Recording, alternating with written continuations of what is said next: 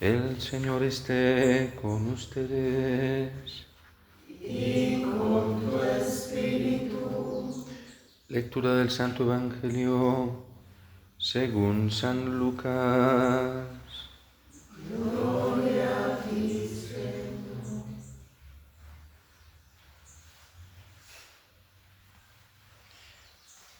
En aquel tiempo Jesús expulsó a un demonio que era mudo. Apenas salió el demonio, habló el mudo y la multitud quedó maravillada. Pero algunos decían: Este expulsa a los demonios con el poder de Belcebú, el príncipe de los demonios. Otros, para ponerlo a prueba, le pedían una señal milagrosa. Pero Jesús, que conocía sus malas intenciones, les dijo: Todo reino dividido por luchas internas va a la ruina y se derrumba casa por casa.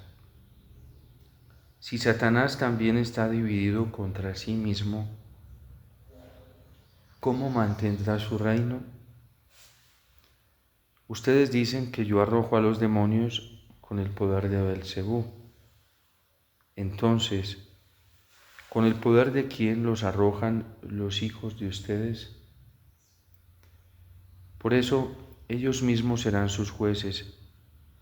Pero si yo arrojo a los demonios con el dedo de Dios, eso significa que ha llegado a ustedes el reino de Dios. Cuando un hombre fuerte y bien armado guarda su palacio, sus bienes están seguros. Pero si otro más fuerte lo asalta y lo vence, entonces le quita las armas en que confiaba y después dispone de sus bienes. El que no está conmigo está contra mí, y el que no recoge conmigo desparrama.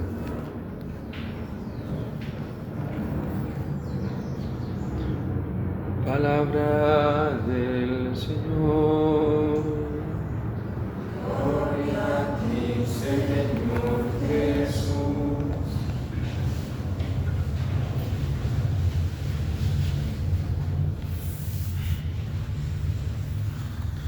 Estos días escuché algo de alguien que me impactó muchísimo sobre San José y su silencio.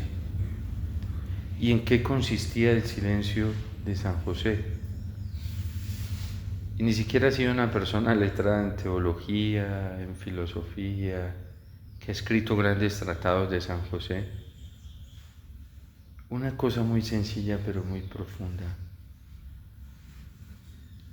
Y además porque fue una respuesta a un interrogante de muchos años para mí. Decía esta persona que el silencio de San José consistió en que pudo acallar todas sus pasiones para que el Padre Celestial tomara dominio de ellas y manejara todos sus sentidos. ¿Esto qué supone? Supone que San José fue el consuelo para Dios que no lo fue a Israel, porque quien verdaderamente acalla y modera sus sentidos para escuchar a Dios, para dejar que Dios sea que tome el dominio total en nuestros gustos, por ejemplo, por lo que Él quiere con su palabra, en nuestro tacto, por ejemplo, por lo que Él quiere que hagamos nosotros con nuestro tacto, porque su palabra nos dice que nos ha dado todos estos sentidos para ponerlos en función del amor primero a Dios y después al prójimo. Verdaderamente va a ser una bendición muy grande para los demás. Y para la primera, que fue una bendición muy grande, San José, fue para la Virgen. A él no se le aplica esta queja del profeta Jeremías hoy, porque en él sí pudo encontrar Dios un corazón dócil. diferente a los demás hijos de él, que no le estaban obedeciendo. Y por eso la súplica también del Señor a través del salmista: ojalá escuchen hoy la voz del Señor, no endurezcan su corazón. Todos, yo el primero, tenemos que reconocer tan sencilla y humildemente delante del Señor que hemos sido tan diferentes a San José. Hasta en las cosas espirituales nos dejamos arrastrar de nuestros propios caprichos, del impulso instintivo, de la fuerza instintiva, antes que detenernos, así sea, unos segundos y pensar si eso le gusta o no le gusta a Dios. De detenernos, así sea, unos cuantos minutos cortos y hacernos la pregunta si lo que yo quiero para mí y a lo que me está impulsando el apetito, incluso interior, ¿es agrado de Dios o no es agrado de Dios? ¿Le gusta a Dios o no le gusta a Dios? Los santos han llegado a altos niveles de santidad precisamente haciéndose esta pregunta. Yo, muy recién llegado a la comunidad, tuve contacto con una novela histórica muy bonita que se llama Los Tres Monjes Rebeldes. Y es una forma de contar cómo se dio la reforma benedictina, allá ya saliendo del medioevo, no recuerdo en qué siglo, 10, 11, 12 o 13, uno de esos siglos, cómo se da la reforma benedictina, porque la vida religiosa había caído en un acomodamiento y en un confort. Y entonces cuentan allí cómo un joven que peleaba para los duques, que peleaba para los reinos, que luchaban por tener grandes conquistas, y muchos de ellos en nombre de Dios, y este joven pues era la esperanza de su papá de que fuera un gran caballero, un muchachito. Y un día conoció a los benedictinos y él sintió en su corazón que la hidalguía por la que él debía luchar era por la que luchaban estos benedictinos, que era la hidalguía de Dios, y que él debía ser un soldado de Dios, un caballero de Dios. Cuando ya a punto de cumplir sus 18 años, en donde su padre había invertido tiempo, dinero, educación, esfuerzo para que este muchachito fuera el mejor caballero, viene y le dice que se va a ir de religioso. Para el papá fue la peor noticia. Y entonces se puso bravo con él, porque sintió que su hijo lo decepcionó. Sintió que había perdido todo lo que había hecho por su hijo, porque le dijo que él quería ser un caballero de Dios. Su mamá, que lo comprendió, intentó consolarlo, y en medio de la crisis que estaba viviendo su papá, su esposa trata de convencerlo. Y entonces este papá, en la novela, un día se sienta con su hijo ante una fogata y le cuenta por qué él se siente un fracasado. Y es que el papá de fondo es un hombre bueno, no es rebelde a Dios, pero ve la mediocridad cristiana en la que se está viviendo en muchos monasterios, y él tiene miedo de que su hijo llegue a ser un mediocre como se han vuelto muchos de ellos. Muchos de los sacerdotes, de los religiosos, de las religiosas. Y por eso no quiere ese fracaso para su hijo. Pero su hijo, muy consciente de lo que quiere, le expresa a su papá el deseo de luchar por Dios y de ser diferente. Y el papá lo mira y le dice: hijo, si te vas a ir al monasterio, no puedes arder como la paja, porque cuando la paja arde no quedan ni cenizas de ella, y aún la ceniza que queda es débil. Tú no puedes ser un religioso, un cristiano así, solamente de sentimientos, de idealismos, de propósitos, de argumentos,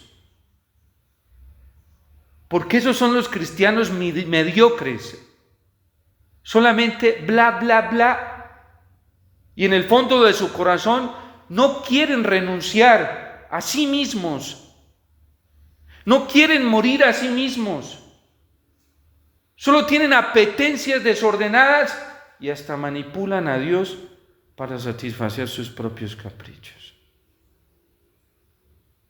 Eso era lo que su papá estaba viendo. No era que tuviera problema con Dios o con la iglesia, tenía un problema serio con el antitestimonio, con el fanatismo del momento. Porque cuando nosotros no escuchamos la voz del Señor en el corazón y estamos dispuestos a obedecerla con alegría, con entusiasmo, al precio que sea, cuando a toda hora nos pasamos llorando y quejándonos, es que es muy duro, difícil, y es que esto es un proceso, nos volvemos unos mediocres reales, como si Dios fuera injusto y no nos hubiera capacitado ya para ser santos.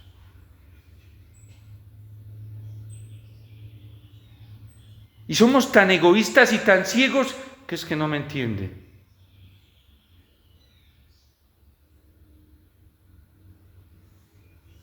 Eso es pura mediocridad.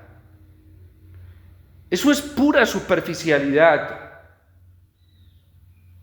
Eso es pura rebeldía. Ojalá escuchen hoy mi voz. No endurezcan su corazón. Como el día de Masá en el desierto, cuando vuestros padres me pusieron a prueba y dudaron, aunque habían visto mis obras.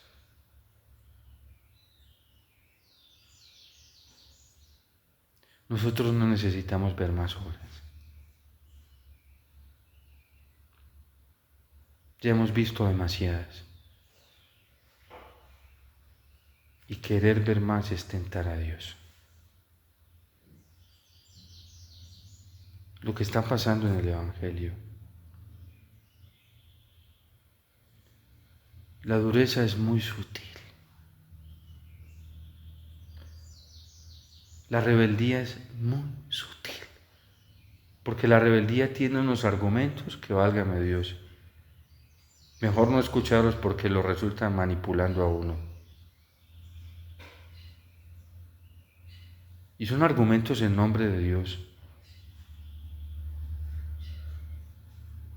Que ni siquiera nosotros nos damos cuenta. La única forma que nos damos cuenta es cuando vamos y nos confrontamos con la palabra de Dios y nos confrontamos con Cristo y su ejemplo. Nos confrontamos con la Virgen y su ejemplo. Nos confrontamos con San José y su ejemplo. Nos confrontamos con los santos y su ejemplo. Y no leídos sus ejemplos de cualquier manera, a la medida nuestra, como son.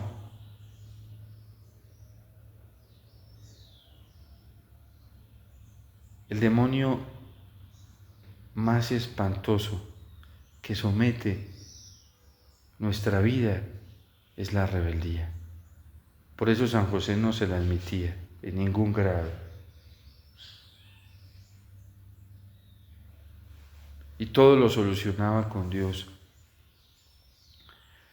Le dice el papá a este hijo: no puedes arder como la paja.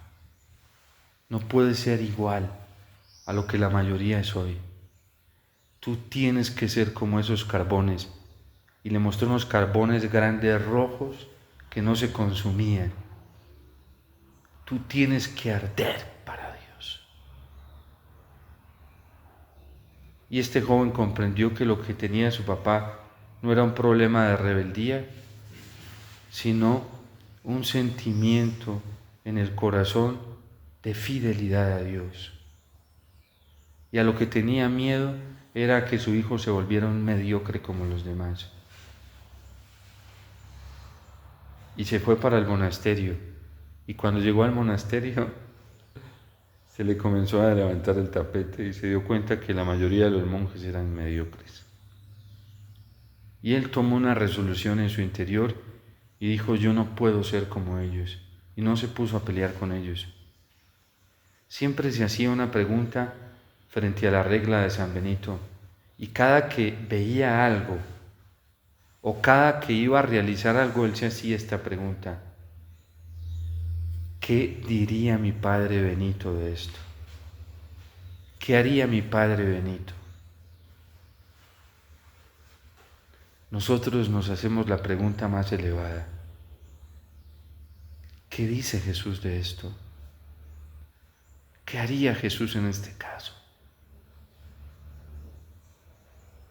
Pero el rebelde es impulsivo, no piensa, no retiene sus pasiones porque no quiere, no porque no pueda. Y se pone a obrar impulsivamente. Quiere decir que es un dominado o una dominada por sus propios apetitos y no por la palabra de Dios.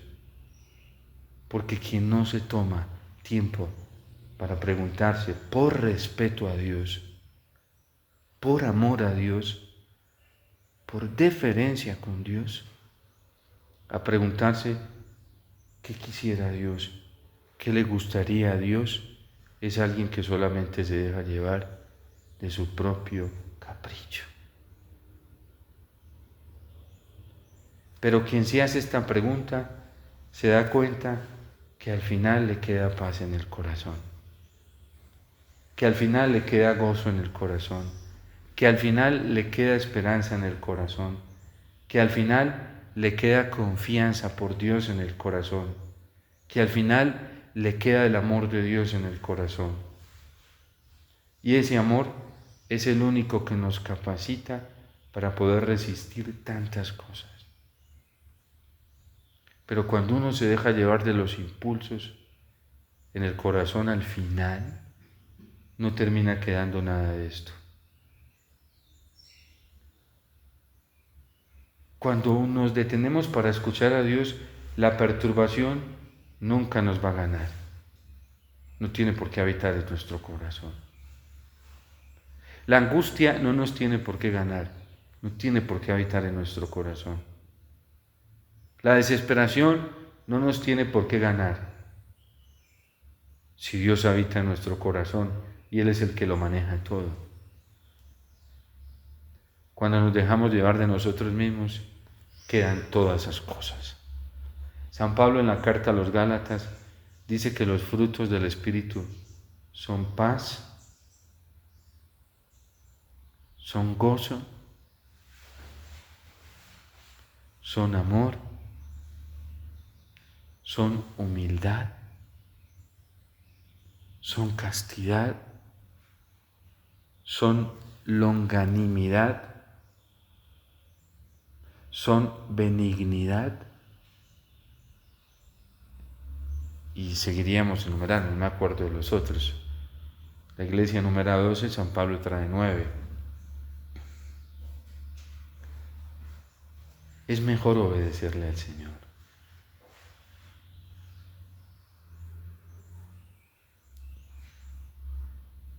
A veces comenzamos a hablar. Si le bajáramos a esas pasiones y comenzáramos serenamente a reflexionar antes de hablar, los efectos que quedarían en nuestro corazón serían muy diferentes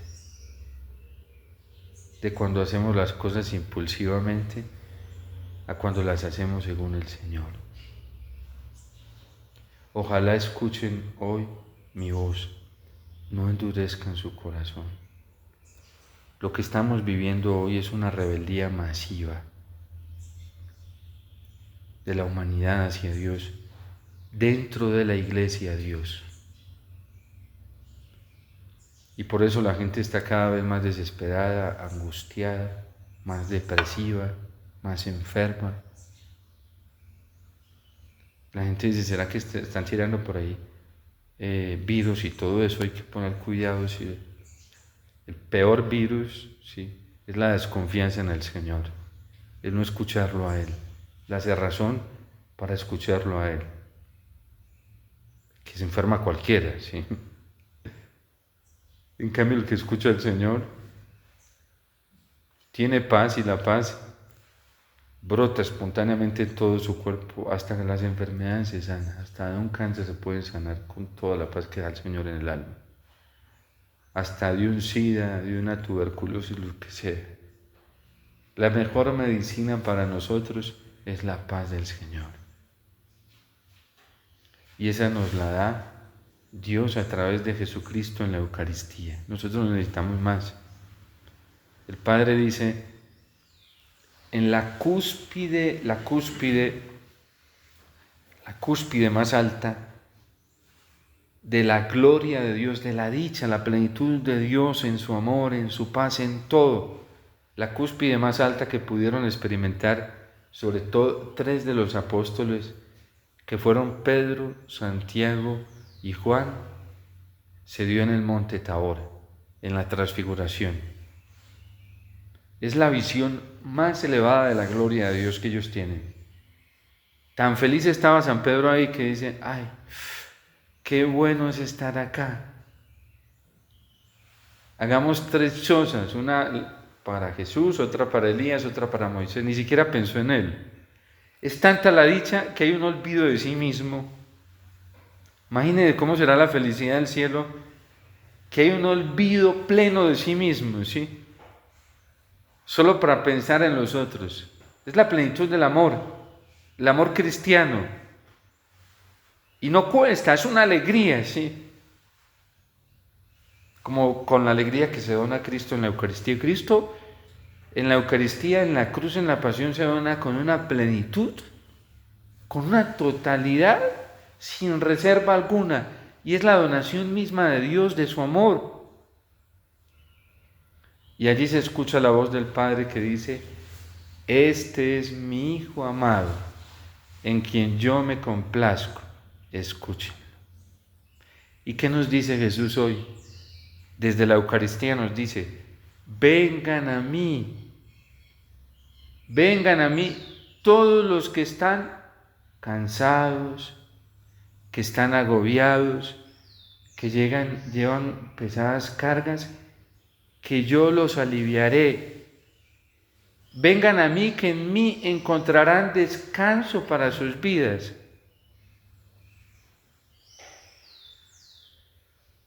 Una vez alguien me decía, Padre, estoy tan cansado, que sería estar volando en una nubecita por allá donde lejos de todos los problemas. Eso es idealismo, ¿sí? Y Jesús nos ofrece una promesa más grande. Yo no te voy a dar una nubecita, te voy a dar una paz en medio de cualquier tormenta, que te vas a quedar admirado y admirada de estar en medio de la tribulación y de sentir un descanso tan grande, que te vas a sentir feliz dentro de la prueba y la tribulación. Padre, eso es imposible. Para los incrédulos, sí. Para los que tienen fe, no. Porque eso es posible para Dios. Cristo ya estaba, mientras caminaba al Calvario, ya iba sintiendo una plenitud interior muy grande. Una satisfacción. Para un pobre psicólogo esto lo entorpece, ¿cómo decir que sí? Las terapias psicológicas trabajan para que todo sea más armónico en este mundo, ¿sí? Vea, si a esta persona le molesta que usted vaya tanto a misa, pues entonces no vaya tanto. Si usted va todos los días, comience a ir solamente un día a la semana, el domingo. Es hacer pacto, ¿sí? Si usted reza el rosario todos los días, pues no lo rece todos los días para que sus hijos no se sientan aburridos, ¿sí? Puras tácticas psicológicas, ¿sí? Récelo solamente una vez a la semana. En cambio, ¿qué dice Jesús? Jesús no apenas dice, no tengan miedo, yo me encargo. Si no les gusta, yo voy a hacer que les guste. ¿Y cómo lo vas a hacer? Yo lo voy a hacer con el dedo de Dios, con el poder del Espíritu Santo. Por eso el ángel le dijo a la Virgen, no te preocupes. Ay, ¿cómo me va a aparecer un bebé en la barriguita así? Pues yo no he estado con ningún hombre. Y el proceso natural es que papá y mamá estén juntos para que venga un hijo. Y entonces le dice el ángel, no te preocupes, que eso lo va a hacer el Espíritu Santo. Él descenderá sobre ti y con su poder hará. Y la Virgen que dice, bueno, sí, yo creo, acepto. Hágase en mí según su palabra. Y apenas dijo, hágase en mí según su palabra, le apareció un bebecito ahí, sin haber estado con San José, ¿sí? De carne y hueso, ¿sí? Que lloraba, que se amamantaba de sus pechos, que le daba hambre, que le daba sed, que ella arrullaba, tenía que dormir, que lloraba para que le diera de comer y ahí se tranquilizaba, así. Esa es la realidad de Dios. Todo un Dios se hace tan vulnerable para recibir el consuelo de alguien que él mismo había creado, la Virgen. Esa es la realidad de la fe. Con la encarnación nosotros tenemos que comenzar a cambiar nuestro modo de pensar y de ver la realidad. Y por eso la tristeza del Señor frente a quienes hoy Él está liberando a la gente. Y la gente está feliz porque a este endemoniado lo liberó y por fin encontró la liberación que necesitaba y ahora lo están acusando de que es el demonio el que está haciendo eso. El demonio a nadie le da paz en su corazón. El demonio da tranquilidad, que es diferente, para mantener esclava a la gente en el pecado. Pero es que cuando uno tiene paz, uno ya sabe que no necesita de pecado. No le falta nada. Pedro tenía tanta paz ahí en el Tabor que no decía, ni siquiera estaba pensando en tiendas para él, no le hace falta, no se apegan a nada. Porque la paz es la riqueza tan grande que no hace falta nada. Ya no falta nada, lo tengo todo, te tengo a ti, dice una canción sobre la Eucaristía. Eso es verdad. Y el Señor, el Padre Celestial, está ansioso por darnos eso ya, y por eso dice, ojalá me escucharan.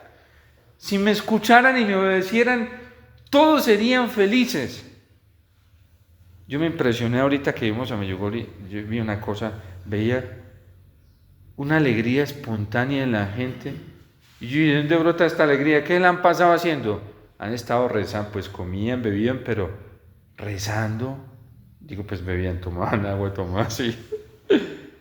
Rezando, nos íbamos a rezar, a estar en el Santísimo.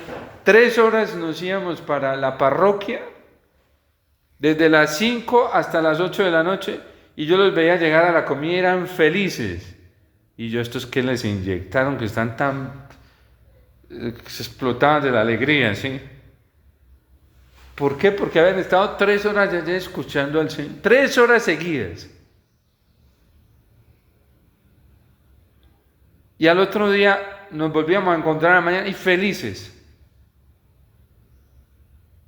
Tanto que la de la agencia me dijo, padre, yo nunca había, en 10 años que llevo llevando peregrinaciones, nunca había estado con un grupo tan especial.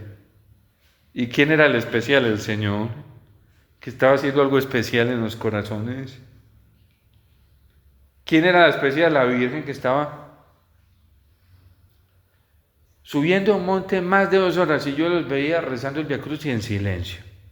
La guía nos leía y todo el mundo en silencio y todos preocupados unos de otros. Yo decía, y esto tan maravilloso, ojalá si fuera todos los días allá, ¿sí? Un señor se cayó y tuvo quien le sostuviera la cabeza para que no se diera un golpe en la cabeza y quien lo acompañara y lo llevara. Eso fue una cosa fácil. Yo dije, esto sí es del cielo acá. Yo dije, así, Dios mío, si así va a ser esto. Y eran unos preocupados por los otros. A mí no me tocó cuidar a nadie allá.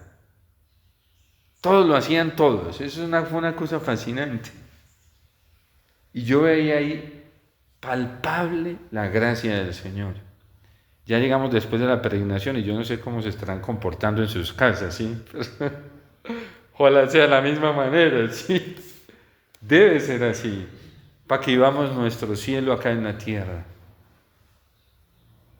Porque si yo expulso los demonios con el dedo de Dios, quiere decir que ha llegado el reino de Dios. Y yo pude en esos 15 días palpar reino de Dios allá. Yo lo veía. La guía lloraba, la guía no, la de la agencia llorando, y es que fue verdad lo que pasó, yo también lo contemplé. Cuando llegamos a la Basílica de San Pedro y todo este grupo se tiende de rodillas ante la cátedra de Pedro a llorar, y los voluntarios que estaban cerca miraban y decían: ¿y a estos qué les están pasando? Y los intentaban mover, pero como que no. ¿Y qué pasó? Es que el dedo de Dios está actuando ahí. Yo lo experimentaba y después veía a la gente haciendo comentarios y yo, o sea que sí lo estaban viviendo. Uy, padre, yo viví una cosa tan... Yo no sé si todo es, pero yo... Y uno y otro y decían y contaban lo mismo. Y yo decía: uy, Dios mío, aquí que está actuando. Otros me decían, unos esposos llegan y me decían: padre, no, yo tengo una esperanza, sí se puede ser santo, padre. Veían al Padre Pío, en vez de decir: no, estoy muy mal, decían: no, sí se puede, padre, sí se puede. Fuimos donde San Francisco de Asís y en vez de decir: no, estamos llevados, uy, padre, sí se puede, uy, no, yo voy con un deseo, una esperanza. ¿Y quién nos estaba tocando? Estaban escuchando al Señor que les decía: sí se puede. Bueno, y la gente que estuvo conmigo en esa predicación, muchos lo saben, porque yo sé que escuchaban los mismos comentarios y veían lo mismo. Si expulso los demonios con el dedo de Dios, quiere decir que ha llegado a vosotros el reino de Dios. Y hoy tenemos pues ese cielo acá en la Eucaristía. Vengan a mí, escúchenme, obedezcan, me dice Jesús, para que vean. Métanse aquí conmigo en el ofrecimiento del altar, para que ustedes experimenten lo que yo experimento al lado de mi Padre. Y cuando me reciban en la comunión, reciban toda la alegría que yo tengo por tener a mi Padre en mi corazón. Por eso dice Jesús: yo te alabo, Dios del cielo y de la tierra, porque estas cosas no se las ha revelado a los magíster en teología, doctorados en teología, se las ha revelado a gente muy sencilla. A gente muy sencilla, de corazón. No se los ha revelado a los que tienen, a los visionarios, a los que reciben grandes cosas, a gente sencilla de corazón. Así te ha parecido bien, Padre. Que la Virgen, que ella también acalló sus sentidos y dejó que Dios, la palabra de Dios, fuera la que dominara sobre todo su ser. Por eso fue tan plena. Que San José, que también el silencio que tuvo fue acallar todo, moderar todas sus pasiones, para que Dios tomara control total con su palabra de todo su ser, de sus ojos, de sus manos, de sus pies, de sus oídos, de todo. Y que fuera Dios, por eso Dios se podía manifestar tanto en San José. Yo estoy seguro que cuando San José abrazaba al niño Jesús, el amor que experimentaba el niño Jesús de ese papá, yo creo que se le colgaba y lo apretaba y no lo quería soltar. Y ya San José, como no abrazaba con el abrazo de él, sino con el de Dios, eso era un cielo ahí, sí. Se fundían. Entonces, y eso lo podemos experimentar nosotros todos los días en la Eucaristía, cada que vamos al sagrario, cada que cogemos la Sagrada Escritura con esa fe, que rezamos el rosario con el corazón, cada que vamos a confesarnos con un corazón verdaderamente contrito, arrepentido, si queremos que la Virgen y San José que vivieron y viven en esta plenitud, pues nos ayuden para que nosotros podamos encontrar rápido esta plenitud que Dios nos quiere dar.